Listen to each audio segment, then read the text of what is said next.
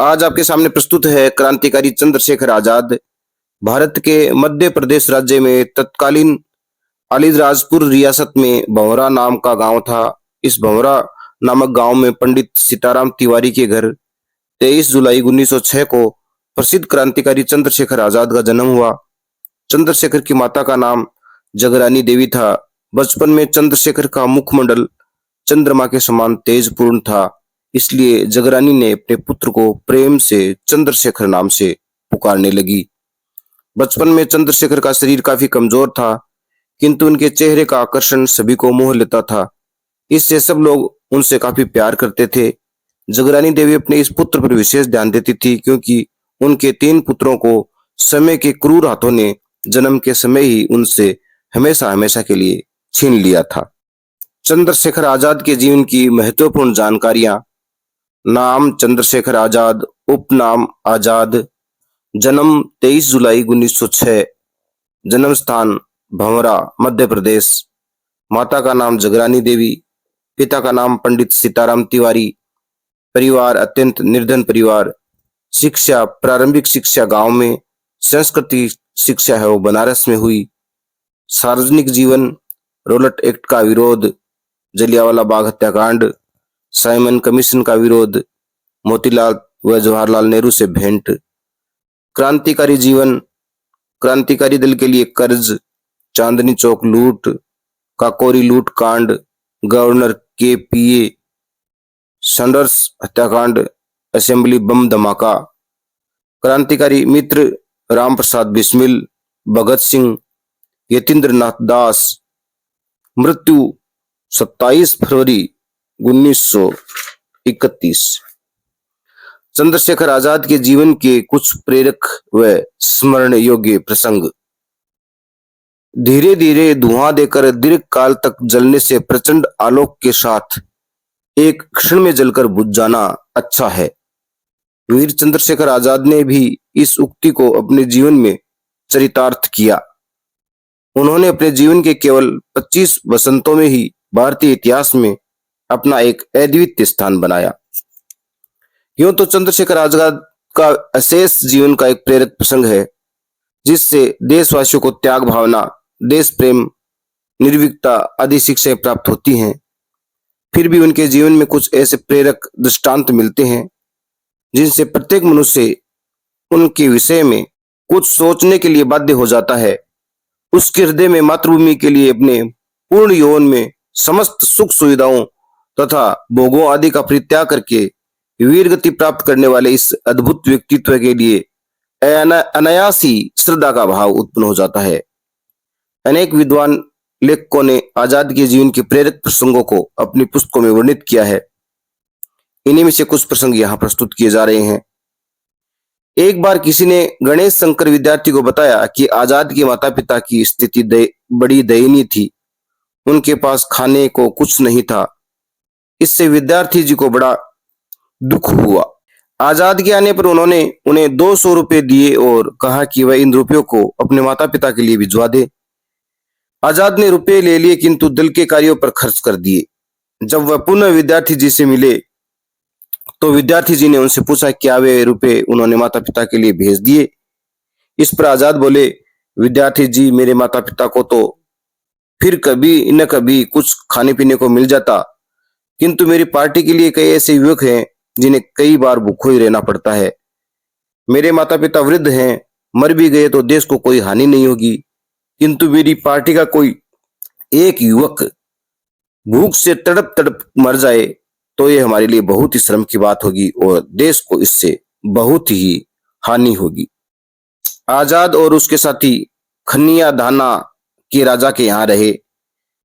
इस विषय की सूचना पुलिस को मिल गई थी, अतः सरकार ने राज्य को जब्त कर लिया और प्रभुदयाल नामक एक व्यक्ति को उसका प्रशासक नियुक्त कर दिया, जो राजा पर भी निगरानी रखता था। एक बार राजा और प्रभुदयाल बाग में बैठे थे। सहसा आजाद वहां पहुंच गए। राजा साहब को उनकी इस तरह आने से बड़ा आश्चर्य हुआ। वह उनके सामने से बड़े और उनके मुंह से निकल पड़ा, पंडित जी महाराज पधारिए। साथ में बैठा प्रभुदयाल भी उठ खड़ा हुआ। राजा ने आजाद को बैठने के लिए कहा। तभी प्रभुदयाल बोल उठा, पंडित जी कौन है? बहुत बड़ी ज्योतिषी हैं, राजा साहब ने कहा। इस पर प्रभुदयाल ने उनका नाम जानना चाहा। राजा साहब एकाएक घबरा गए। आजादी उनकी घबराहट को समझ गए और तपाक से बोल उठे, किशनलाल। इस प्रकार उन्होंने परिस्थिति को बिगड़ने से संभाल लिया। राजगुरु कुछ रंगीन स्वभाव के व्यक्ति थे। एक बार उन्होंने सुंदर कैलेंडर मिला जिससे किसी सुंदर स्त्री का चित्र था। उन्होंने वह कैलेंडर दल के कारखाने की दीवार पर टांग दिया। आजाद ने उसे देखा तो टुकड़े टुकड़े कर फेंक दिया। थोड़ी देर बाद राजगुरु ने चित्र की यह दुर्दशा देखी तो टुकड़े उठा लिए और आजाद से पूछा, ये किसने किया? मैंने किया, आजाद बोले। आपने इस सुंदर स्त्री को क्यों फाड़ा? क्योंकि ये सुंदर था। क्या इनके मायने ये है कि जो कुछ भी सुंदर है उसे आप नष्ट कर देंगे? हाँ, कर दूंगा। इस समय आजाद गुस्से में थे। गुस्से में व्यक्ति क्या क्या कह जाता है, उसका कोई अस्तित्व है, वास्तविक अर्थ नहीं था होता। ऐसा ही आजाद के साथ भी हुआ। थोड़ी देर में उनका गुस्सा शांत हो उठा। 1 घंटे बाद उन्होंने देखा कि राजगुरु कुछ कह रहे हैं। हम लोग संसार को और अधिक सुंदर बनाने के लिए चले हैं। यहाँ सारा सौंदर्य नष्ट हो रहा है। ये अजीब तमाशा है। यह सुनकर आजाद का रहा सहा गुस्सा भी जाता रहा। उन्हें स्वयं पर बड़ी गिलानी हुई। तब राजगुरु को मनाने के उद्देश्य से उन्होंने कहा, देखो, मेरा मतलब यह नहीं था कि मैं ताजमहल को तोड़ूंगा।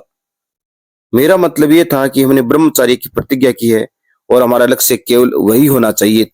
मैं नहीं चाहता कि सौंदर्य से हम इस समय गलत रास्ते पर चले जाएं। दल के सारे पैसे का हिसाब आजाद स्वयं संभालते थे ताकि एक पैसे का भी अपव्यय न हो। सैंडर्स हत्याकांड से कुछ ही दिन पहले देश दल के सदस्य लाहौर में थे। पैसे की कमी के कारण तीनों आजाद दल के प्रत्येक सदस्य को भोजन के लिए 4 आने देते थे। भगत सिंह को भी 4 आने दिए गए थे कि उन्होंने इस पैसे की पिक्चर देख डाली और वहां से लौटने पर आजाद को बता भी दिया। इस पर आजाद ने उन्हें खूब डांटा। उनका कहना था कि इस प्रकार दुर्व्यसन क्रांतिकारियों के लिए हानिकारक है। दल के किसी सदस्य को ऐसे कार्य को करने की आज्ञा नहीं दी जा सकती। तब भगत सिंह ने बताया कि यह पिक्चर अमेरिका के स्वाधीनता संग्राम के विषय में थी। इसके बाद आजाद ने उन्हें एक चवन्नी दी थी तथा कहा था कि वे पहले जाकर खाना खा ले। असेंबली में बम धमाका करने की योजना बन चुकी थी। इस कार्य के लिए भगत सिंह एवं बटुकेश्वर दत्त का चुनाव हो चुका था। इन दोनों के साथ जयदेव एवं शिव वर्मा के अतिरिक्त दल के अन्य सभी सदस्यों को आदेश मिल चुका था कि वे सब दिल्ली से बाहर चले जाएं। आजाद फांसी जाने वाले थे, इसलिए श्री शिव वर्मा भी उन्हें छोड़ने के लिए स्टेशन तक उसके साथ जा रहे थे। रास्ते में वह शिव वर्मा से बोले, प्रभात। अब कुछ ही दिनों में ये दोनों भगत सिंह और बटुकेश्वर दत्त देश की संपत्ति हो जाएंगे।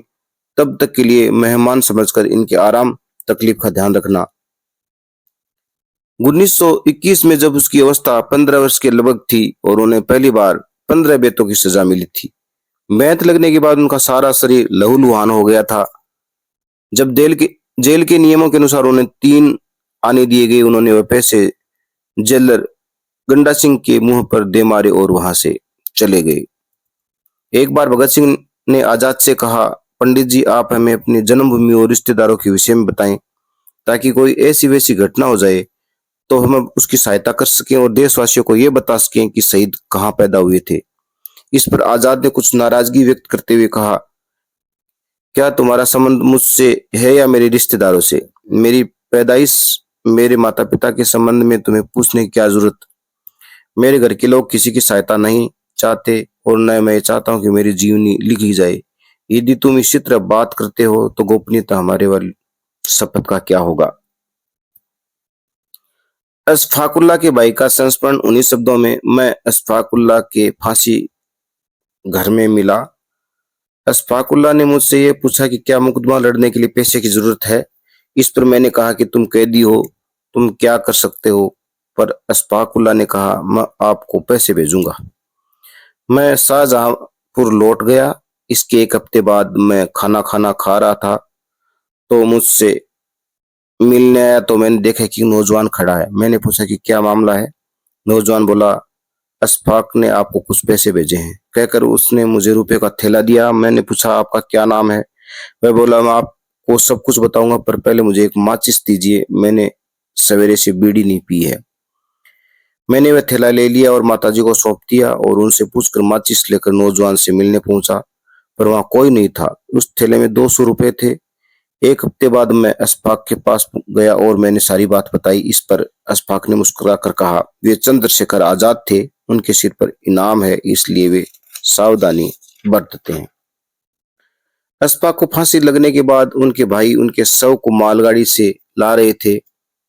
बालामऊ स्टेशन पर सूट पहने एक व्यक्ति गाड़ी में आया और उससे अशफाक का चेहरा देखना चाहा। अशफाक के भाई ने शव का चेहरा खोल दिया। सूट पहने व्यक्ति ने शव को 3 बार सलामी दी। लालटेन से शव का चेहरा देखा, तब उसकी आंखों में आंसू बह रहे थे। फिर उनके शव का चेहरा ढक देने को कहा। अशफाक के भाई ने उस व्यक्ति का नाम पूछा। इस पर व्यक्ति ने उनसे लालटेन ली और कहा, मैं अभी आता हूँ। इसके बाद वह व्यक्ति नहीं लौटा। तब अशफाक ने भाई ने पहचाना, वह आजाद ही थे। कहा जाता है कि एक बार भगत सिंह और आजाद आपस में हास परिहास कर रहे थे। उनकी बात का विषय था कि दोनों में कौन मरेगा। आजाद ने भगत सिंह से कहा कि वह किसी सिनेमा घर से सिनेमा देखते पकड़ा जाएगा और अकाल मारा जाएगा। इसके उत्तर में भगत सिंह ने कहा कि उसे मारना भी पुलिस के लिए आसान नहीं होगा, क्योंकि इतनी मोटी गर्दन को फांसी पर लटकाने के लिए पुलिस को रस्सा भी नहीं मिल पाएगा। एक रस्से से काम नहीं चलेगा, 2 रस्सों की जरूरत पड़ेगी, एक गले के लिए, एक पेट के लिए। इस पर आजाद ने अपने पिस्तौल पर हाथ रखते हुए कहा, इसके होते हुए कौन माई का लाल है जो मुझे गिरफ्तार कर सके। एक बार कुछ लोगों ने उन्हें सलाह दी कि क्रांतिकारी दल बिखर चुका है, इसलिए उन्हें भागकर रूस चला जाना चाहिए, क्योंकि पकड़े जाने पर उनके लिए फांसी निश्चित थी। ये सुनकर आजाद ने कहा, रूस फूस की बातें मेरे साथ मत करो। मेरा शरीर भारत की मिट्टी के लिए बना है और मैं भारत की आजादी के लिए शत्रु से लड़ते लड़ते इसी देश की धरती पर मरकर इसके धूल में मिल जाऊंगा। एक बार उन्होंने अपने साथियों चंद्रशेखर, मास्टर रामचंद्र, मास्टर छेल बिहारी लाल, विश्वम्बर दयाल आदि के साथ लेंसडाउन गए हुए थे। पहाड़ियों पर उन्हें निशाना लगाने का प्रशिक्षण दे रहे थे। इतने में साथियों ने उनका निशाना देने की इच्छा व्यक्त की कि उनका निशाना अचूक था। आजाद ने उनकी इच्छा को मान लिया।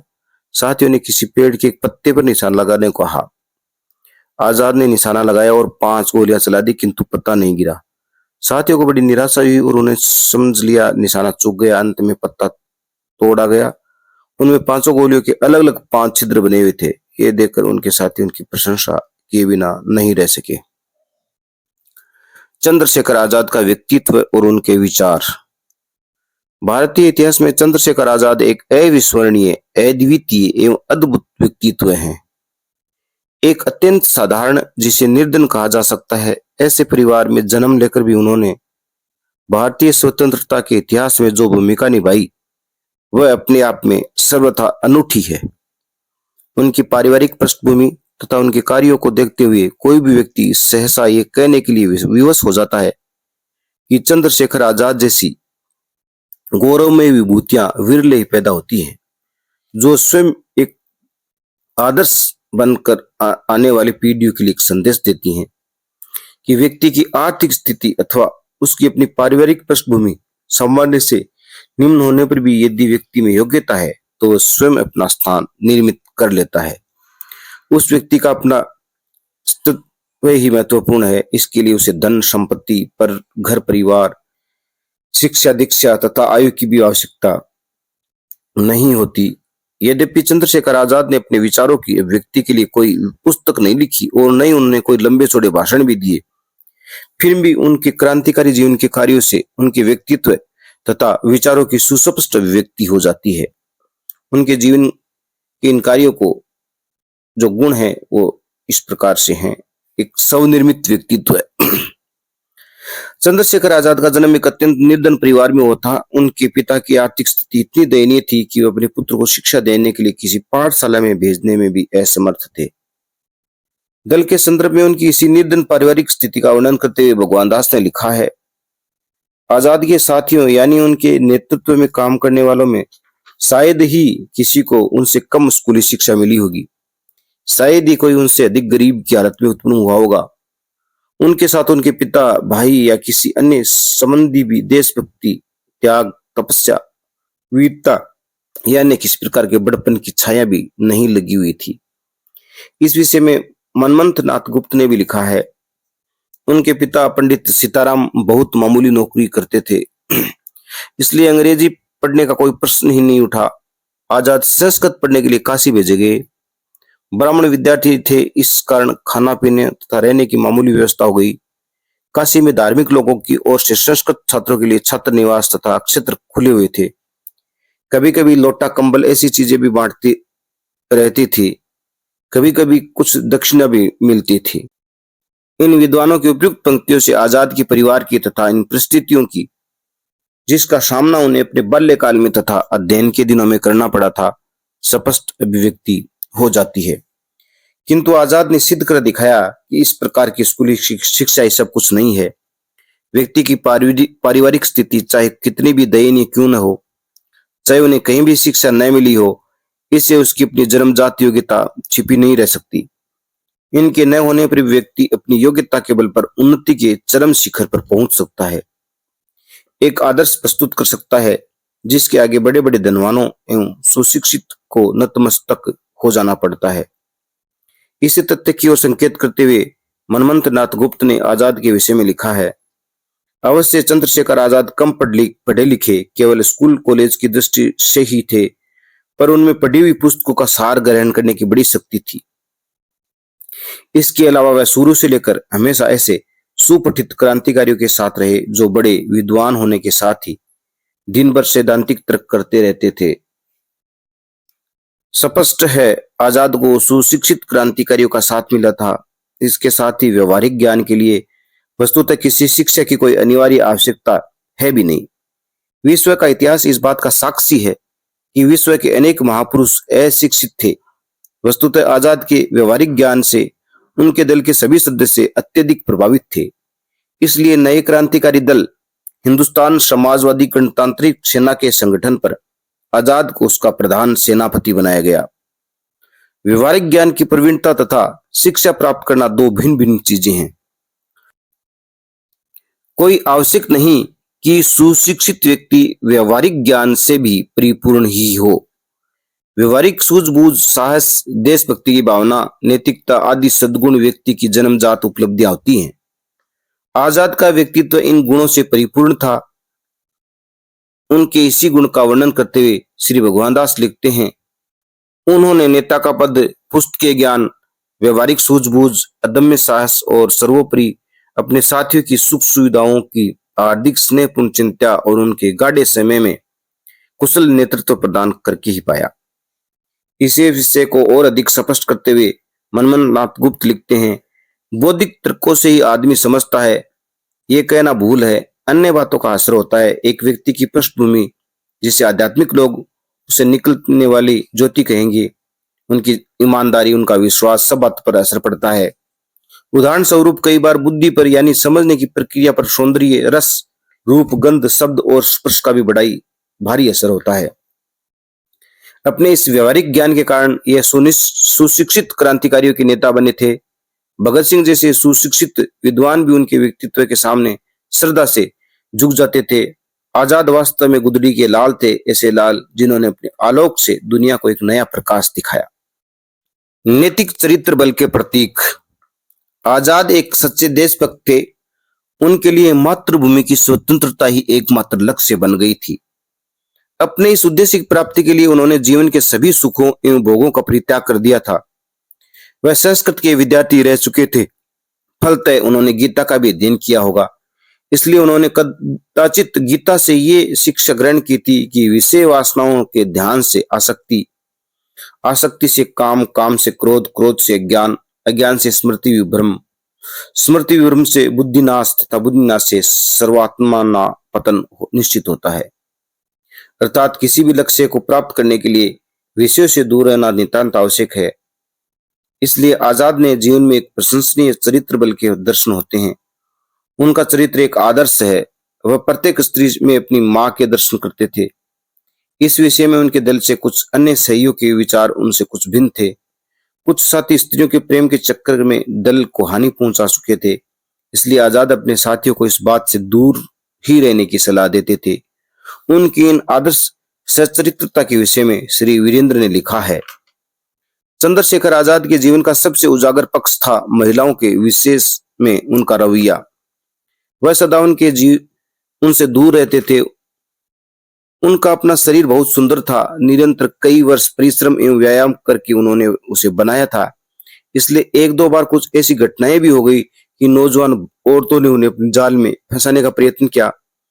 किंतु आजाद सदा यही कहते रहते थे कि क्रांतिकारी एक ही समय में दो चीजों से प्रेम नहीं कर सकता। वह अपने देश से प्रेम करे या किसी युवती से। देश से प्रेम करना तो इसके लिए सब कुछ बलिदान करना पड़ेगा। इसमें किसी दूसरे से प्रेम करने के लिए तनिक भी स्थान नहीं है। आजाद के कई साथी स्त्री प्रेम का शिकार हो गए थे। इसके कारण उनकी पार्टी को भी हानि पहुंची थी, किंतु आजाद ऐसे लोगों को कभी क्षमा करने के लिए तैयार नहीं होते थे जो किसी स्त्री के कारण अपनी पार्टी को क्षति पहुंचाते थे। अपने एक ऐसे ही साथी को एक बार वह गोली से उड़ाने को भी तैयार हो गए थे। वह अपने किसी साथी में इस प्रकार की नैतिक दौर्बल्य सहन करने की को कदापि तैयार नहीं थे। नैतिक दुर्बलता मनुष्य को अपने कर्तव्य से विमुख कर देती है। उनके दल का कर्तव्य कोई व्यक्तिगत स्वार्थ में कर्तव्य नहीं था, अपितु इसमें समक्ष पूरे देश के भविष्य का प्रश्न था। इसलिए ऐसे महत्वपूर्ण कर्तव्य के लिए व्यसनों का परित्याग आवश्यक था। इन सब को दृष्टि में रखते हुए आजाद का एक कठोर व्यवहार आवश्यक था। अनुशासन बनाए रखने के लिए एक दल के नेता का अपना चरित्र उत्तम होना प्रथम आवश्यक है, जो सच्चरित्रता की अपेक्षा भी कर सकता है, और दलीय अनुशासन के लिए इस प्रकार कठोर व्यवहार आवश्यक भी है।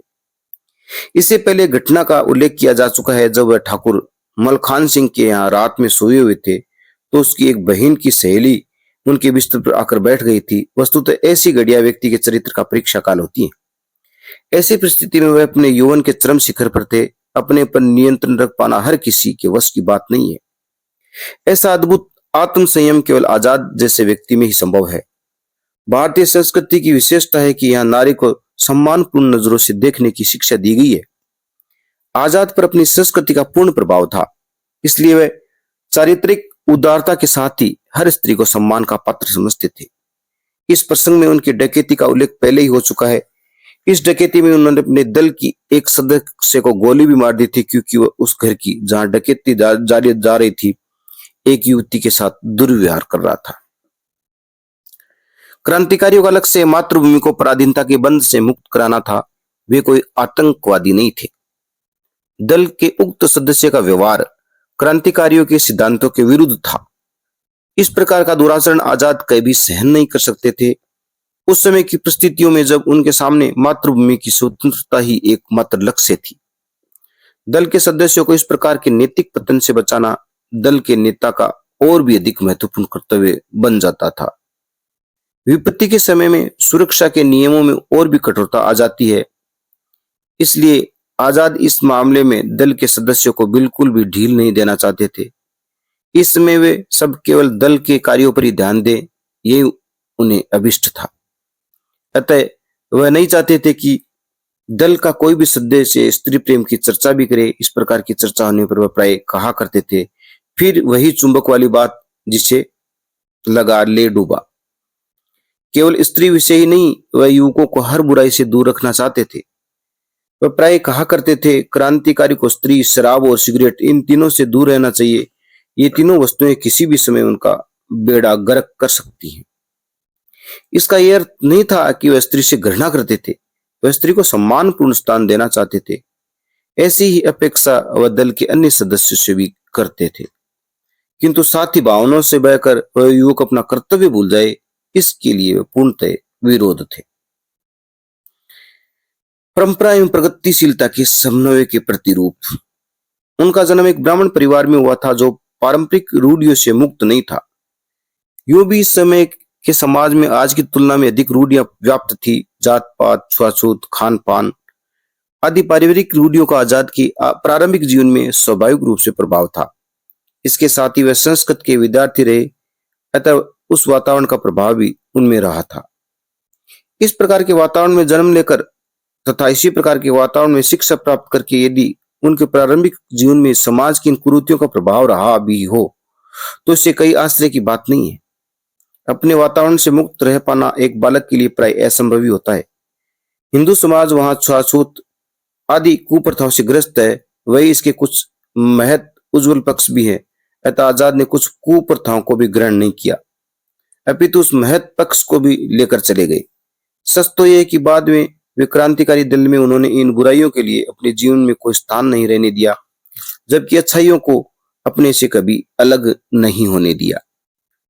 अपने प्रारंभिक क्रांतिकारी जीवन में उन्होंने पंडित राम प्रसाद बिस्मिल जैसे क्रांतिकारियों का सहयोग बनने का सौभाग्य प्राप्त हुआ। इससे पूर्व आजाद एक कट्टर ब्राह्मण थे, किंतु पंडित बिस्मिल आर्य समाजी थे।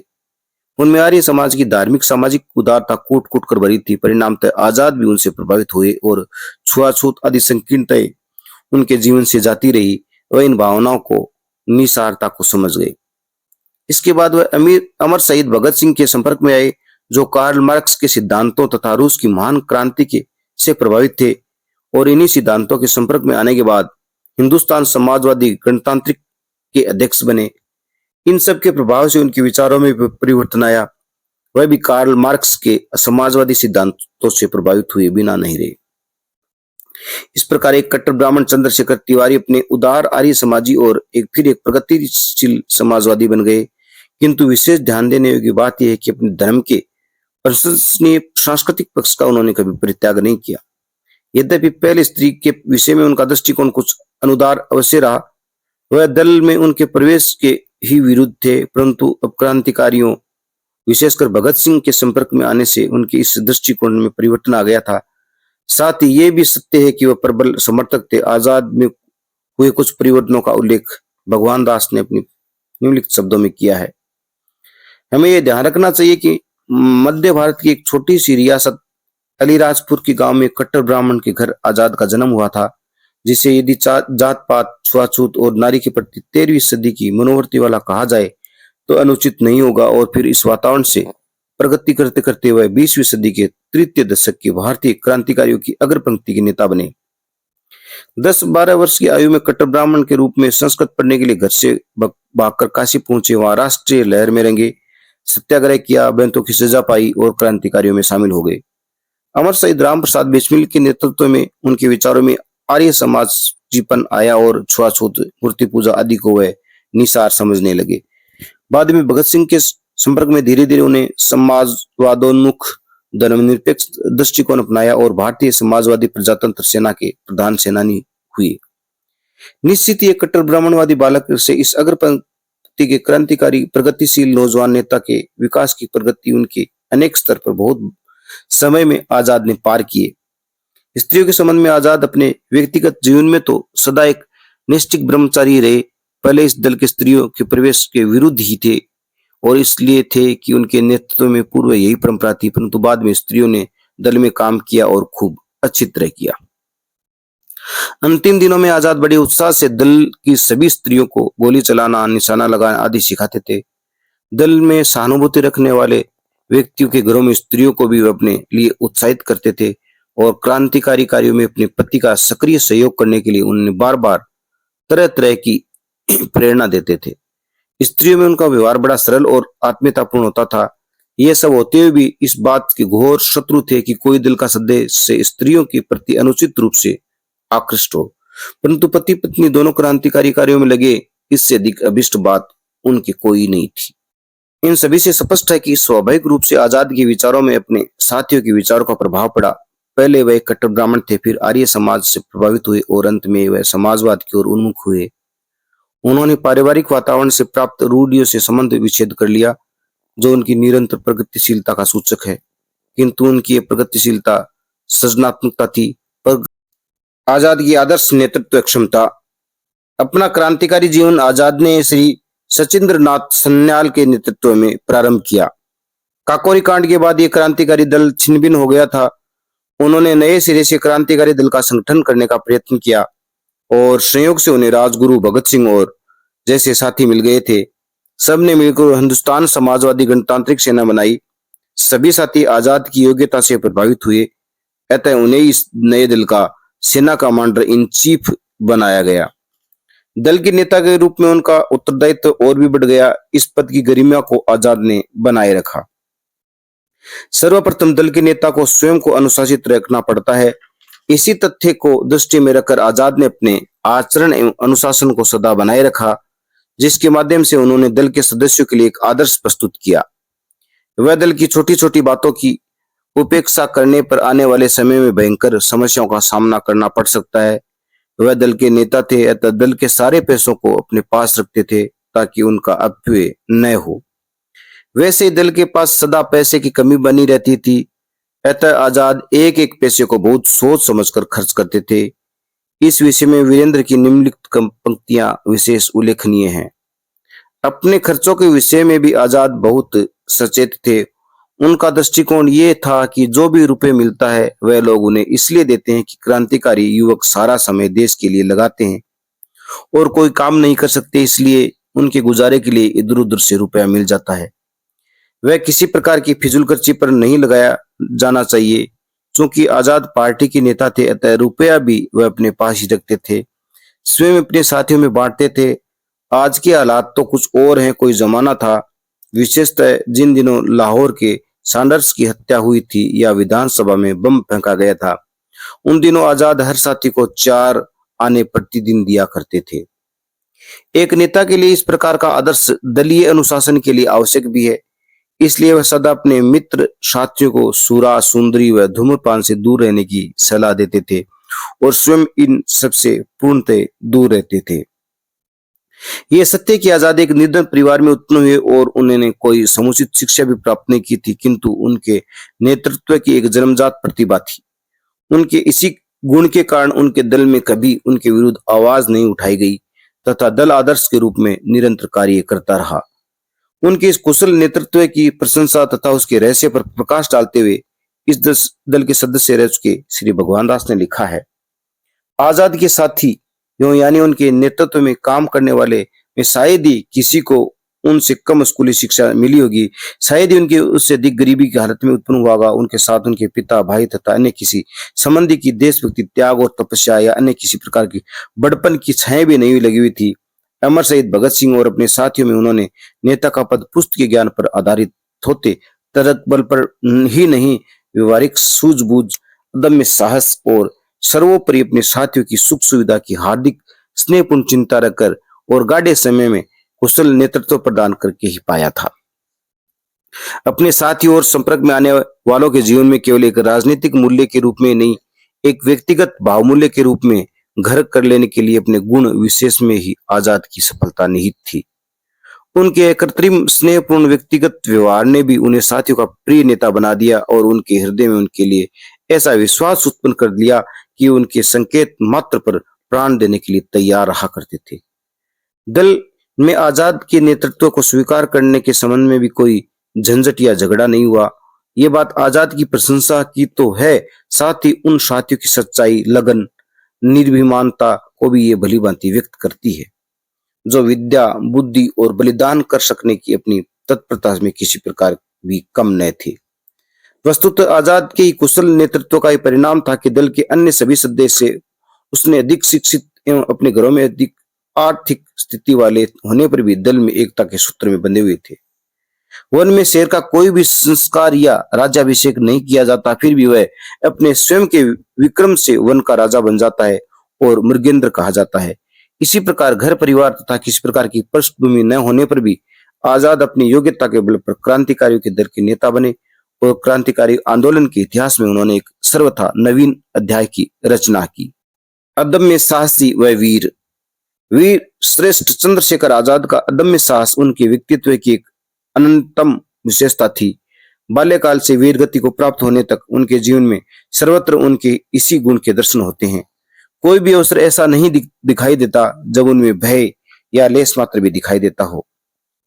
उनके इस गुण के लक्षण उनमें उनके बाल्यकाल से ही दिखाई देने लगे। बचपन में दीपावली के अवसर पर रोशनी वाली दियासलाई की सभी तीलियों को एक साथ जला देना और हाथ जल जाने पर भी उसकी बिल्कुल भी परवाह न करना उनके भावी अदम्य साहसी जीवन का पूर्व संकेत था।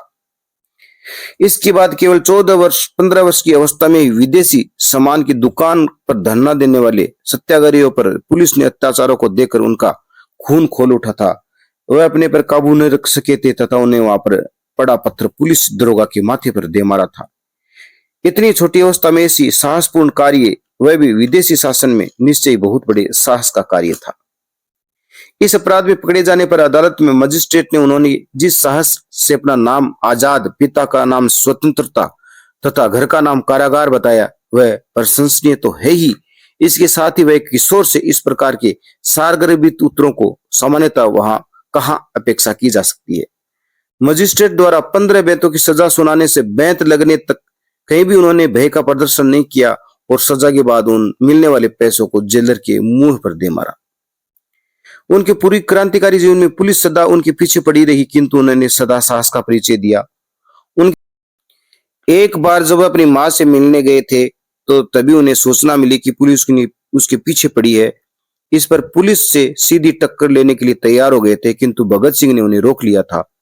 दूसरी बार भी जब वो माँ से मिलने गए थे और सोए हुए थे तो पुलिस पहुंच गई। इस बार पुलिस का सामना गोलियों से किया गया। गोलियां समाप्त हो जाने पर वह अपने मित्र के साथ छत पर चले गए और छत पर रखी ईंटों से पुलिस की गोलियों का सामना करने लगे। उनका साथी मारा गया, किंतु आजाद स्वयं एक छत से दूसरी छत पर कूदते हुए पुलिस के चक्रव्यूह से बाहर निकल गए। काकोरी कांड के बाद उनके विरुद्ध प्रमाण जुटाने के लिए एक पुलिस अधिकारी विशेष रूप से लगाया गया था। वह सदा उनका पीछा किया करता था। आजाद उससे तंग आ गए। तब एक दिन वह किसी बात की परवाह किए बिना सीधे उसके पास जा धमके और सीने से रिवॉल्वर सटा दिया। उनके साहस को देखकर पुलिस अधिकारी के हाथों के तोते उड़ गए। उसने फिर उनका पीछा न करने की कसमें ले ली और तब आजाद ने उसे छोड़ दिया।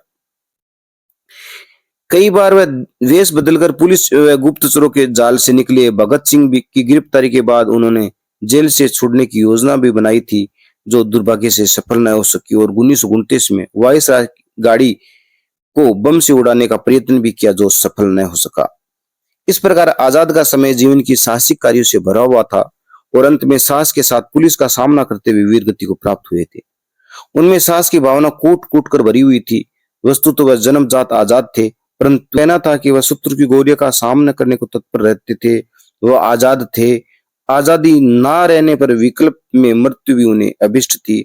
उनकी इस अदम्य साहस की ओर संकेत करते हुए मनमनाथ गुप्त लिखते हैं, जो गत 10 वर्षों से साम्राज्यवाद अथक युद्ध अजीब अजीब परिस्थितियों में भी कहना चाहिए बिल्कुल प्रतिकूल परिस्थितियों में करते आ रहे थे, गत 8 सालों से उन्होंने क्रांतिकारी का मार्ग अपना रखा था और खूब अपना रखा था। किसी विपत्ति के सामने वह रणबांकुरा पीछे नहीं हटा था। यह तो उसके स्वभाव के किसी विपत्ति के सामने रणबांकुरा पीछे नहीं हटा था। यह तो उसके स्वभाव के विरुद्ध था, न उससे कभी जी चुराया था। विपत्ति उनके लिए ऐसी थी जैसे हंस के लिए पानी। गत 6.5 सालों यानी 26 सितंबर 1925 से वह फरार थे। गत 17 सितंबर 1928 यानी सैंडर्स हत्याकांड के दिन से फांसी का फंदा उनके लिए तैयार था। फिर तो न मालूम कितनी फांसियों और काले पानियों से वह हकदार हो गए थे। आदर्श व विश्वसनीय मित्र। यद्यपि दल का नेता होने के कारण अनुशासन बनाए रखने के लिए उन्हें दल के सदस्यों के साथ कठोर व्यवहार करना पड़ता था, किंतु उसका उद्देश्य भी उन्हें लक्ष्य से भटकने से बचाना ही था। वस्तुतः वह सच्ची मित्र है जो अपने मित्र को बुराई से बचाए। इस कठोरता के पीछे भी उन्हें सहयोगियों के प्रति स्नेहपूर्ण चिंता ही कारण रूप थी, अन्यथा वह साथियों की सुख सुविधाओं के सदा सचेष्ट रहते थे। इसलिए दल के सदस्यों ने अपने नेता नहीं अभिभावक के रूप में देखते थे। इस विषय में भगवान दास ने लिखा है, अमर शहीद भगत सिंह आदि में उन्होंने नेता का पद पुस्तकीय ज्ञान पर आधारित थोथे तर्कबल पर नहीं, व्यवहारिक सूझबूझ, अदम्य साहस और सर्वोपरि अपने साथियों की सुख सुविधाओं की हार्दिक स्नेहपूर्ण चिंता और गाढ़े समय में कुशल नेतृत्व प्रदान करके ही पाया था। असेंबली बम कांड की योजना बनाई गई थी। भगत सिंह और बटुकेश्वर दत्त द्वारा बम विस्फोट किया जाना सुनिश्चित हो चुका था। आजाद को किसी कार्य से झांसी जाना था। वह रेलवे स्टेशन की ओर जा रहे थे। साथ में दल के एक अन्य सदस्य श्री शिव वर्मा उन्हें स्टेशन तक छोड़ने जा रहे थे। तब उन्होंने शिव वर्मा से कहा था, प्रभात अब कुछ ही दिनों में ये दोनों भगत सिंह तथा बटुकेश्वर दत्त देश की कुछ संपत्ति हो जाएंगे। तब हमारे पास उनकी याद ही रह जाएगी। तब तक के लिए मेहमान समझकर उनकी आराम तकलीफ का ध्यान रखना। एक मर्म स्पर्शी शब्दों में आजाद का एक नया रूप, एक भावुक मित्र का रूप हमारे सामने आता है। वास्तव में दुनियादारी का निर्वाह करने के लिए आत्मा चाहे बाहर से वज्र के समान कठोर क्यों न लगे, किंतु उनका हृदय फूल से भी कोमल होता है। यह युक्ति हमारे चरित्र नायक चंद्रशेखर आजाद पर भी चरितार्थ होती है। उनके मित्र प्रेम की एक ऐसी घटना का उल्लेख श्री वीरेंद्र ने किया है। यह घटना असेंबली में बम विस्फोट के 1-2 दिन बाद की है। इसके बाद समाचार पत्रों में भगत सिंह का चित्र छपा था, जिसे देखकर आजाद का मित्र प्रेम आंखों से बह निकला था। भगत सिंह के लिए आजाद के मन में कितना प्रेम था, इसका अनुमान एक और घटना से लगाया जा सकता है। जिस दिन भगत सिंह ने असेंबली में बम फेंका था, आजाद उस दिन आगरा में थे। जब उन्होंने समाचार पत्रों में भगत सिंह का चित्र देखा तो उसे सामने रखकर देर तक उसकी ओर देखते रहे और फिर उनकी आंखों से आंसू की धारा बहने लगी। वह पहला अवसर था जब किसी ने उनकी आंखों में आंसू देखे, परंतु आजाद अनुभव करते थे कि भगत सिंह ने भारी बलिदान किया है, अब वह वापस नहीं आएगा, और इस विचार से उन्होंने परेशान कर दिया। और वह व्यक्ति जिसके संबंध में वह समझा जाता था कि उसका दिल पत्थर का है, अंततः पिघल गया। परंतु यह कोई दुर्बलता नहीं थी, वह अपने एक प्रिय साथी के प्रति प्रेम था। 27 फरवरी 1931 को वीरतापूर्वक पुलिस से लड़ते हुए वीरगति पाते पाते भी उन्होंने अपने अद्वितीय मित्र धर्म का परिचय दिया था। परिस्थिति की गंभीरता को देखते हुए उन्होंने अपने मित्र सुखदेव राज के मना करने पर भी उन्हें बलपूर्वक वहां से भगाकर उनके प्राणों की रक्षा की और स्वयं शहीद हो गए। इस पर गोरा और उसके साथी एक वृक्ष के पीछे जा छिपे। आजाद भी एक वृक्ष की ओट में हो गए। दोनों ओर से गोलियां चलने लगी। इतने में आजाद ने मुझे आदेश दिया कि मैं वहां से चला जाऊं। वह स्वयं लड़ते लड़ते वहां शहीद हो गए, किंतु उन्होंने अपने एक साथी की जान बचा ली। स्वयं मिटकर भी मित्र की प्राण रक्षा करने का ये उदाहरण निश्चय ही अपने आप में एक आदर्श है, जिसकी सामान्य व्यक्तियों से आशा करना केवल कल्पना ही होगी। पंडित राम प्रसाद बिस्मिल तथा भगत सिंह को जेलों से मुक्त कराने के प्रयास भी उनके मित्र प्रेम के परिचायक हैं। इस प्रकार चंद्रशेखर आजाद जहां एक और अद्वितीय क्रांतिकारी, अदम्य साहसी, श्रेष्ठ नेतृत्व शक्ति से युक्त, चरित्र बल के प्रतीक तथा प्रगतिशील विचारों वाले राजनीतिक चिंतक है, वहीं दूसरी ओर वह एक आदर्श मित्र के रूप में हमारे सामने आते हैं। देश प्रेम के पर्याय। चंद्रशेखर आजाद का शेष जीवन चरित्र देश प्रेम की भावना से ओतप्रोत था। संभवतः इस भावना का बीजारोपण उनके हृदय में तभी हो गया था जब वह संस्कृत के अध्ययन के लिए भाभरा से बनारस पहुंचे थे। यह काल भारतीय राजनीति के उथल पुथल का काल था। साइमन कमिश्नर का बहिष्कार, जलियांवाला बाग हत्याकांड आदि घटनाएं उन्हीं वर्षों से घटित हुई थी। फिर इन घटनाओं ने आजाद के हृदय में स्थित इस देश प्रेम की भावना का प्रथम परिचय उस समय मिला जब 1921 में सत्याग्रही विदेशी सामान की दुकान पर धरना दे रहे थे और उन पुलिस वालों पर उन पर डंडे बरसा रहे थे। यह अत्याचार आजाद से सहन नहीं हुआ तथा उन्होंने दरोगा के सिर पर पत्थर दे मारा।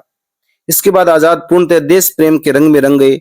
देश की सेवा के लिए उन्होंने अपना घर, अध्ययन सब कुछ छोड़ दिया। देश प्रेम के इस नशे ने उनका परिचय क्रांतिकारियों से कराया तथा 1921 में असहयोग आंदोलन की समाप्ति पर वह क्रांतिकारी संगठन हिंदुस्तान रिपब्लिक एसोसिएशन के सदस्य बन गए। यही उनके हृदय में अंकुरित देश प्रेम की उन्हें नन्हे पौधे को प्रलोभित होकर विशाल वृक्ष बनने का अवसर प्राप्त हुआ था। अब उनके सामने एक ही लक्ष्य था, देश की विदेशियों के संबंध से मुक्त कराना।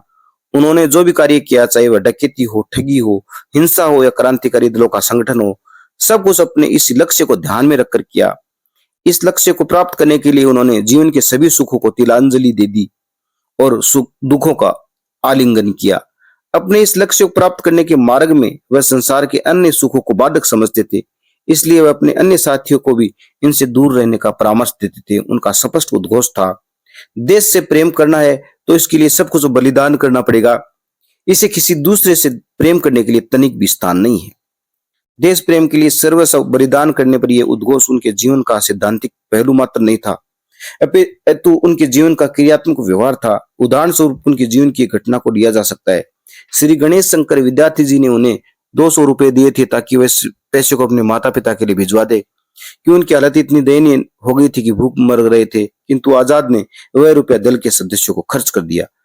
क्या वह पैसा तुमने अपने घर भिजवा दिया? विद्यार्थी द्वारा पूछे जाने पर आजाद ने उत्तर दिया, मेरे माता पिता को तो फिर से कभी न कभी कुछ खाने को मिल जाता, किंतु मेरी पार्टी के कई ऐसे युवक हैं जिन्हें कई बार बिल्कुल ही भूखे रहना पड़ता है। मेरा में माता पिता वृद्ध है, मर भी गए तो देश को कोई हानि नहीं होगी, किंतु मेरी पार्टी को एक युवक भूख से तड़प तड़प मर जाए तो हमारे लिए बहुत शर्म की बात होगी, देश को इससे बहुत हानि होगी। अपने देश के लिए इस प्रकार का अलौकिक एवं अद्वितीय बलिदान कर देने की भावना, इससे बढ़कर देश प्रेम की परिचायक कौन सी वस्तुएं हो सकती है। अपने शब्दों में उन्होंने अंततः अपना सर्वस्व, अपने प्राणों को भी बलिदान करके सिद्ध किया कि वास्तव में चंद्रशेखर आजाद देश प्रेम के पर्याय बन गए थे। जब उसको गिरफ्तार कर लिया गया, चंद्रशेखर आजाद की पिस्तौल के अंत में केवल एक गोली रह गई थी। उन्होंने अपने आप को पुलिस के हवाले करना उचित नहीं समझा।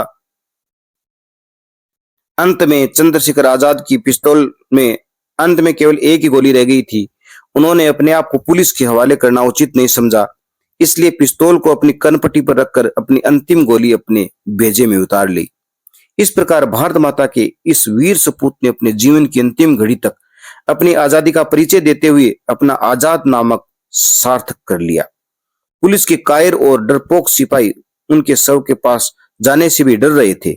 उन्हें ये विश्वास ही नहीं हो रहा था कि भारत माता का वह आजाद पंछी इस संसार से हमेशा हमेशा के लिए विदा हो गया। इसलिए वे चंद्रशेखर आजाद के शव पर गोलियां चलाते रहे। चंद्रशेखर आजाद की मृत्यु का समाचार आग की भांति सारे देश में फैल गया। जो लोग उस दिन तक कभी एक बूंद भी आंसू नहीं बहा पाए थे, वे लोग फूट फूट कर रो रहे थे और अपनी आंखों से आंसुओं का दरिया बहा रहे थे। देश के बच्चे, बूढ़े और जवान सभी विलाप कर रहे थे। पूरे देश में मातम छा गया था। अनेकानेक लोग भारत माता के इस वीर सपूत का अंतिम दर्शन करने के लिए घटनास्थल पर पहुंच गए थे, लेकिन फिरंगी सरकार ने जनता के इस प्रिय नेता का शव देने से मना कर दिया। सरकार उनके शव को पोस्टमार्टम के लिए भेज चुकी थी। जगरानी अपने बेटे के वियोग में पागल हो गई थी। उनको यह तनिक भी विश्वास नहीं हो रहा था कि उनका बेटा चंद्रशेखर आजाद हमेशा हमेशा के लिए उनकी आंखों से ओझल हो गया है। वे अपने लाडले के गम में ज्यादा दिनों तक नहीं जी सकी और जल्दी इस दुनिया से विदा हो गई। अल्फ्रेड पार्क में जिस वृक्ष के नीचे 27 फरवरी 1931 को चंद्रशेखर आजाद ने अपनी जीवन लीला समाप्त की थी, उसी वृक्ष के नीचे स्वतंत्रता प्राप्ति के पश्चात भारत सरकार ने उनकी मूर्ति स्थापित की। उनकी उस पावन प्रतिमा पर आज भी लाखों लोग श्रद्धा सुमन अर्पित करते हैं और गर्व से भारत मां के इस वीर सपूत को नमन करते हैं। जय हिंद। आज आपके सामने प्रस्तुत है अमर शहीद भगत सिंह की वीर गाथा। सरदार भगत सिंह का जन्म 28 सितंबर 1907 अश्विन शुक्ल त्रयोदशी संवत 1964 विक्रमी शनिवार को प्रातः 9 बजे ग्राम बंगा जिला भागलपुर में सरदार किशन सिंह के घर पर हुआ था। इसके जन्म के अवसर पर इसके पिता और दोनों चाचाओं की अलग अलग जेलों से जमानत पर रिहाई मिली थी और तीनों घर वापस आ गए थे। इस बच्चे को इतना भाग्यशाली माना गया कि दादा सरदार अर्जुन सिंह व दादी श्रीमती जय कौर ने इसका नाम भगत सिंह रखा। भगत सिंह अपनी माता विद्यावती और पिता सरदार किशन सिंह की तरह रूपवान भी थे। भगत सिंह के चाचा सरदार अजीत सिंह क्रांतिकारी होने के कारण अंग्रेजों की आंखों में खटक रहे थे। अंग्रेज सरकार की गिरफ्तारी और यातनाएं भोगने के बजाय भगत सिंह के पिता सरदार किशन सिंह की सलाह और मदद से अपने बागी साथियों के साथ भारत से फरार हो गए। प्राथमिक शिक्षा के लिए भगत सिंह को गांव के प्राइमरी स्कूल में दाखिला करा दिया गया।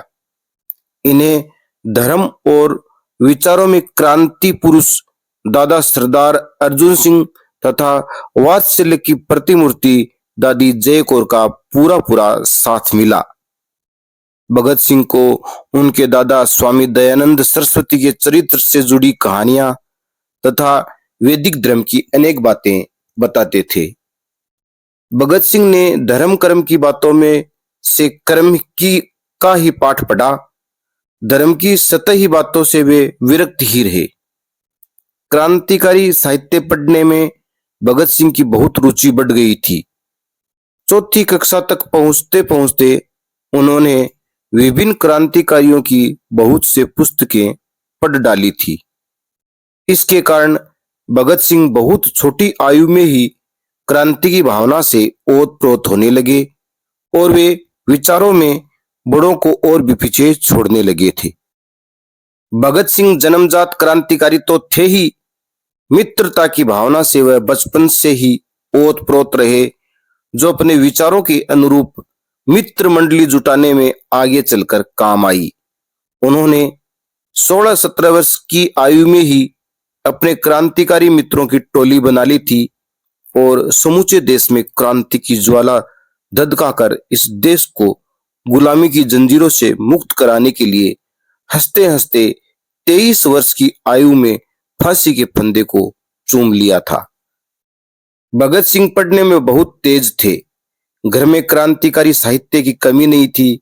सूफी अंबा प्रसाद, लाला हरदयाल और उनके क्रांतिकारी चाचा अजीत सिंह की लिखी दर्जनों पुस्तकों को पढ़ लिया था। अंग्रेजों के विरोध की प्रवृत्ति भगत सिंह के रक्त में घुल मिल गई थी। भगत सिंह के दादा सरदार अर्जुन सिंह क्रांति के स्वप्न दृष्टा थे। उन्होंने भगत सिंह को सरकारी स्कूल में दाखिला नहीं कराया क्योंकि उनमें राजभक्ति की शिक्षा दी जाती थी और गॉड सेव द किंग प्रार्थना सभा में गाया जाता था। अतः सरदार अर्जुन सिंह ने भगत सिंह को डीएवी स्कूल नवकोट में 5वीं कक्षा में दाखिल कराया। भगत सिंह का सामयिक ज्ञान और आत्मविश्वास गजब का था। सन 1917 में भगत सिंह नवकोट के स्कूल में पढ़ने आए थे। उसमें उनकी उम्र केवल 10 वर्ष की थी। भगत सिंह को अपने पिता से क्रांतिकारियों के बारे में निरंतर जानकारी मिलती थी। अध्यापक भी भगत सिंह से क्रांतिकारियों की बातें सुन दंग रह जाते थे। सन 1919 में महात्मा गांधी ने भारतीय राजनीति में एक अलग अंदाज में प्रवेश किया तो देश में एक नई लहर दौड़ गई। उस समय भगत सिंह की उम्र केवल 12 वर्ष की थी।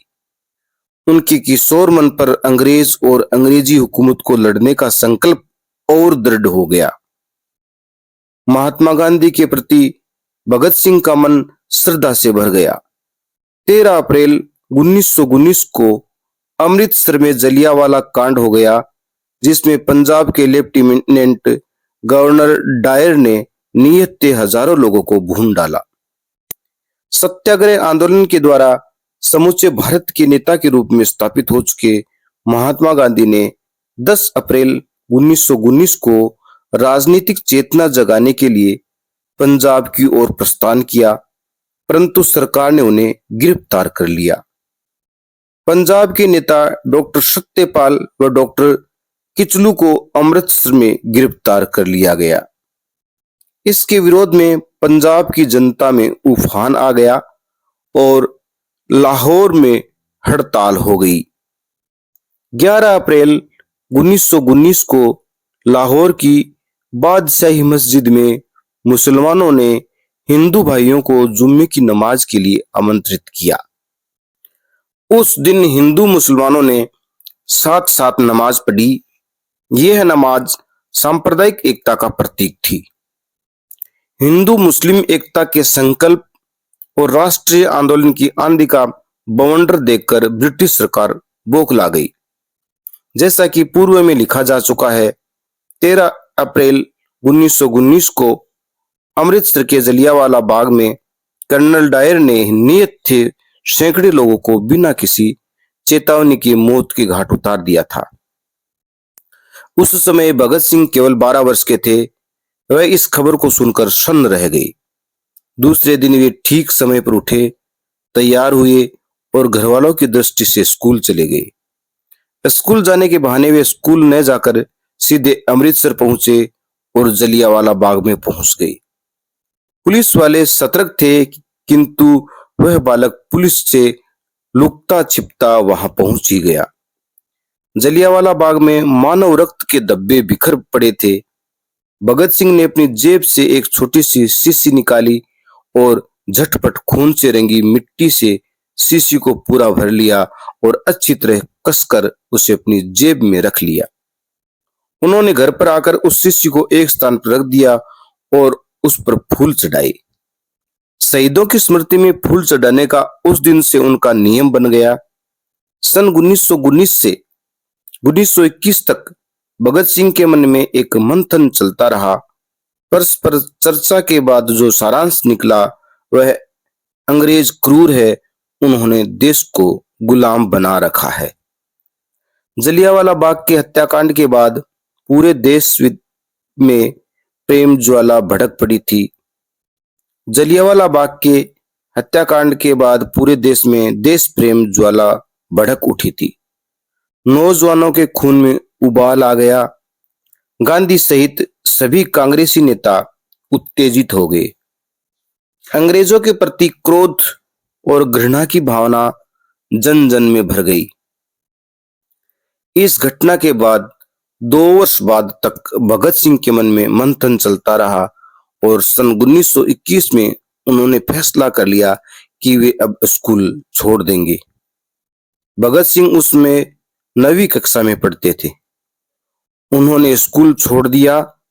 इसके पश्चात वे स्वदेशी के प्रचार और विदेशी के बहिष्कार में जुट गए। ये कार्यक्रम महात्मा गांधी के असहयोग आंदोलन का एक महत्वपूर्ण अंग था, किंतु भगत सिंह को विदेशी कपड़ों की होली जलाना अधिक पसंद था। भगत सिंह ने इस काम में इतनी रुचि ली कि देखते ही देखते सबकी नजरों में चढ़ गए। अपने साथियों के वे नेता बने और मोहल्ले बस्तियों के प्रिय पात्र।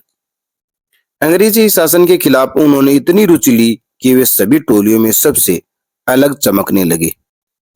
देश भर में आंदोलन तीव्रता पर था।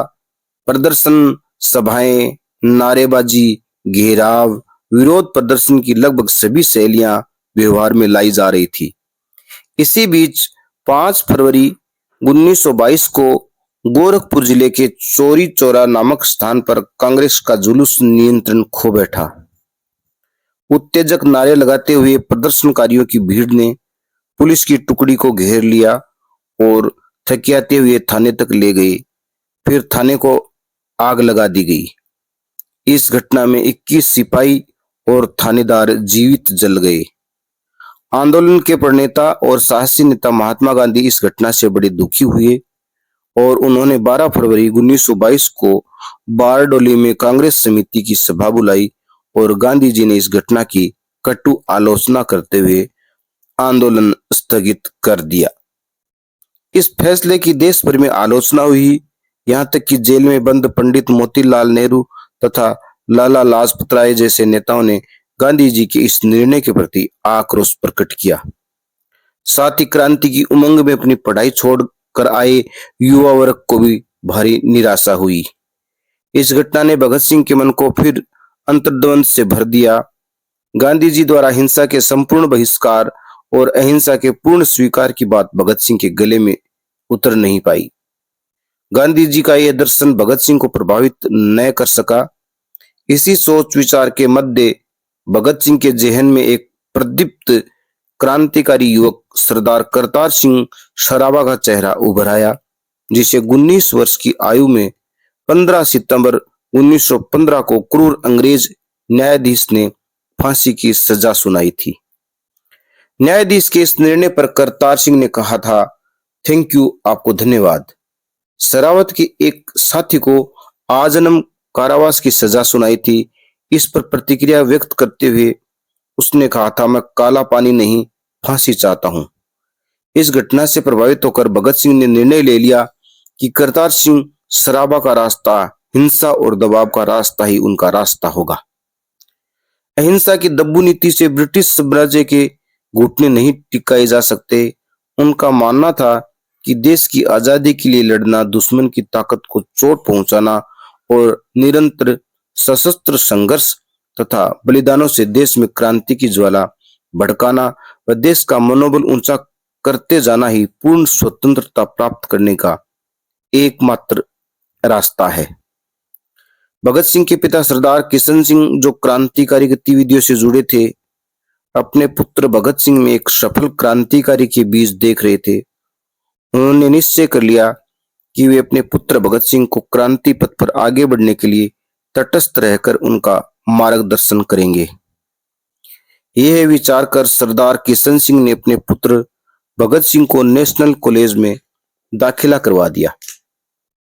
इस कॉलेज के संस्थापक पंजाब के श्री लाला लाजपत राय तथा प्राचार्य आचार्य जुगल किशोर, जो विलायत से शिक्षा प्राप्त कर अपने देश को स्वतंत्रता के लिए तैयार करने के उद्देश्य से स्वदेश लौट आए थे। उनकी मान्यता थी कि इस कॉलेज में ऐसे छात्रों को तैयार किया जाए जो राष्ट्रीय आंदोलन के इतिहास की जानकारी ले तथा जो भारत में नए राष्ट्रीय आंदोलन का नेतृत्व कर सके। नेशनल कॉलेज के लोकप्रिय प्रोफेसर भाई पलानंद, जो राजनीतिक विद्रोह के अपराध में काले पानी की सजा भुगत चुके थे, भारतीय इतिहास के ज्ञाता प्रोफेसर जयचंद्र विद्यालंकार, प्रोफेसर छबील दास कॉलेज में राष्ट्रीय आंदोलन की पृष्ठभूमि तैयार करने वालों में प्रमुख थे। लाला लाजपत राय देश की आजादी के लिए कटिबद्ध थे और वे ये समझ चुके थे कि क्रू और काइयां अंग्रेज अहिंसावादियों के नैतिक दबाव में आकर देश छोड़ना जाने वाले नहीं हैं।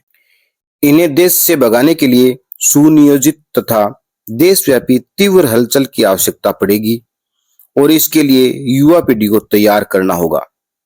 अतः उन्होंने नेशनल कॉलेज को राष्ट्रीय कॉलेज के रूप में बढ़ाने में अपनी पूरी शक्ति झोंक दी। कॉलेज में द्वारकादास पुस्तकालय की स्थापना की गई। श्री राजाराम शास्त्री इस पुस्तकालय के अध्यक्ष बनाए गए। पुस्तकालय में विश्व की क्रांतियों से संबंधित पुस्तकें विशेष रूप से सम्मिलित की गई थी।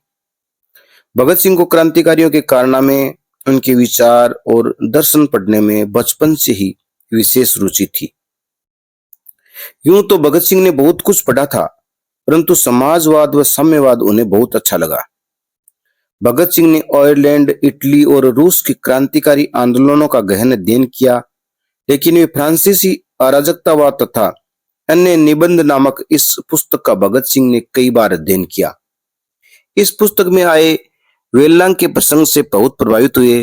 वेल्लांग को ट्रेड यूनियनों को संगठित करने, मजदूरों को सरकार के विरुद्ध भड़काने तथा असेंबली में बम फेंकने के अपराध में गिरफ्तार किया गया था। जब वेला को न्यायाधीशों के सामने पेश किया गया तो उसने निर्भीकतापूर्वक गर्व से कहा, शोषक तथा बहरे शासकों को आगामी खूनी क्रांतियों से सावधान करने के लिए मैंने असेंबली में बम फेंका था। मैं अपना काम पूरा कर चुका। अब न्यायाधीश जो भी दंड दे, मैं इसे हंसते हुए स्वीकार करूंगा। भगत सिंह के मन में क्रांतिकारी वेला का यह बयान बैठ गया। नेशनल कॉलेज में अध्ययन करते समय प्रोफेसर जयचंद्र जी के घर विख्यात क्रांतिकारी सन्याल से मुलाकात की। बंगाली क्रांतिकारियों के प्रति भगत सिंह के मन में एक आकर्षण पैदा हो गया। सन 1923 में भगत सिंह ने एफए परीक्षा पास की और बीए प्रथम वर्ष में प्रवेश ले लिया। अब घर वाले, विशेषकर उनकी माता, भगत सिंह को विवाह बंधन में बांधना चाहती थी और एक लड़की भी वधू के रूप में देख ली थी तथा भगत सिंह की उसके साथ सगाई भी कर दी, किंतु भगत सिंह विवाह बंधन में बंधने को तैयार नहीं थे। वे विवाह के मुहूर्त के समय अचानक घर से गायब हो गए तथा पिता के नाम पत्र छोड़ गए, जिसमें लिखा था, मुझे खिदमत वतन के लिए पक्ष कर दिया गया, लिहाजा मैं उस वक्त के वादे के पूरा कर रहा हूं। उम्मीद है आप मुझे मुआफ करेंगे। इसके बाद भगत सिंह सीधे कानपुर जा पहुंचे। उन दिनों कानपुर का केंद्र योगेश चंद्र चटर्जी देख रहे थे। भगत सिंह उनसे मिले और बताए गए मार्ग में जुट गए। योगेश चटर्जी के साथ उस समय श्री अजय घोष, श्री सुरेश चंद्र भट्टाचार्य, जो बाद में कानपुर के प्रकाशित दैनिक समाचार पत्र प्रताप के संपादक बने, श्री विजय कुमार सिन्हा और बटुकेश्वर दत्त रहते थे। वे सब बंगाली क्रांतिकारी थे। भगत सिंह इन क्रांतिकारी साथियों से मिलकर बड़े प्रसन्न हुए, परंतु दल के नेता श्री योगेश चंद्र चटर्जी को यह बात खटक गई कि बंगालियों के बीच सिख युवक की उपस्थिति सीआईडी के मन में संदेह पैदा कर सकती है। अतः उन्होंने प्रताप के संपादक श्री गणेश शंकर विद्यार्थी से भेंट की और भगत सिंह के ठहरने की व्यवस्था की। गणेश शंकर विद्यार्थी ने भगत सिंह को प्रताप के संपादकीय विभाग में बुला लिया और उनका नाम बदलकर बलवंत सिंह रख दिया। उसी समय कानपुर में पुलिस का दबदबा बढ़ने से विद्यार्थी जी ने भगत सिंह को सादीपुर भेज दिया। भगत सिंह वहां सादीपुर की नेशनल स्कूल में हेडमास्टर बन गए। भगत सिंह अपनी दादी जय कौर की बीमारी के समाचार पढ़कर वह अपने घर लौट आए। भगत सिंह की सेवा शुश्रूषा से उनकी दादी पुनः स्वस्थ हो गई। उन्हीं दिनों सरदार किशन सिंह के पैतृक गांव बंगा में एक विशेष घटना घटी, जिसमें भगत सिंह ने प्रमाणित कर दिया कि उनके अंदर संगठन का नेतृत्व करने की बेमिसाल क्षमता है। भगत सिंह अपनी 17 वर्ष की उम्र में ही दिल्ली चले गए थे और उन्हें वहां स्वामी श्रद्धानंद द्वारा संचालित समाचार पत्र दैनिक अर्जुन में संपादक विभाग में काम करने लगे। वहां उन्होंने अपना नाम बलवंत सिंह बतलाया था।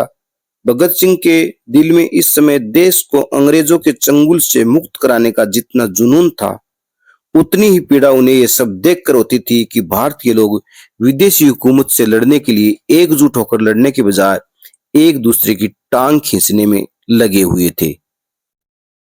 उस समय दैनिक अर्जुन का संपादक कार्य देखने वाले दीनदयाल मिश्र ने भगत सिंह के बारे में लिखा है।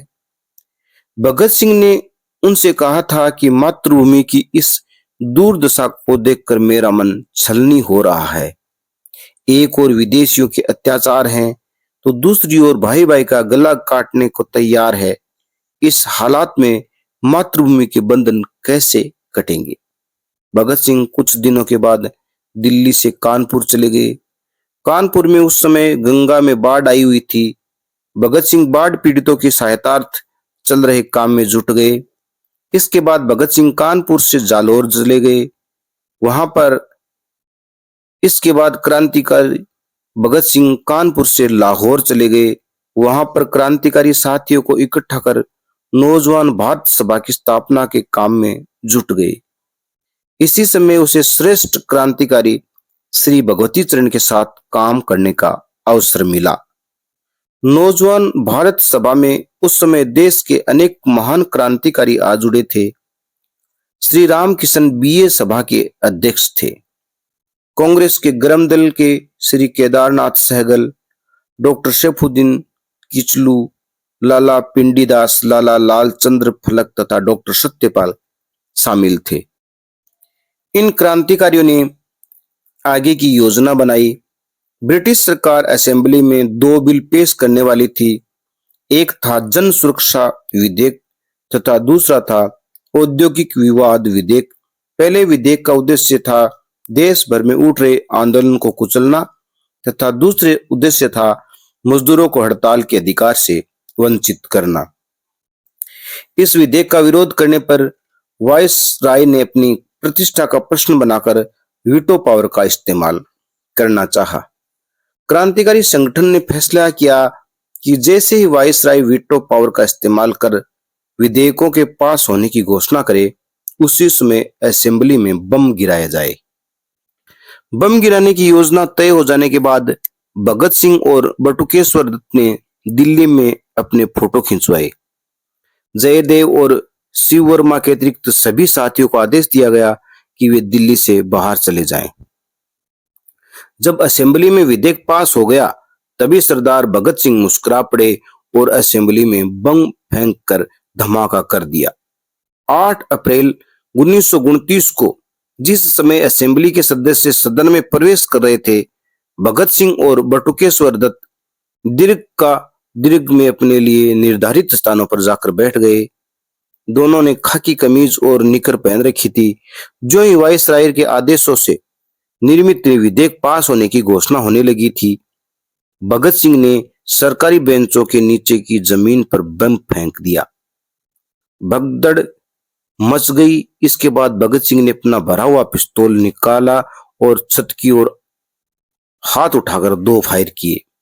असेंबली हॉल पूरी तरह खाली हो गया। बटुकेश्वर दत्त ने अपनी पास छिपाई पर्चियां सदन में बिखेर दी, जिसमें लिखा हुआ था, हिंदुस्तान समाजवादी प्रजातंत्र होगा। परिणाम स्वरूप भगत सिंह और बटुकेश्वर दोनों पकड़ लिए गए।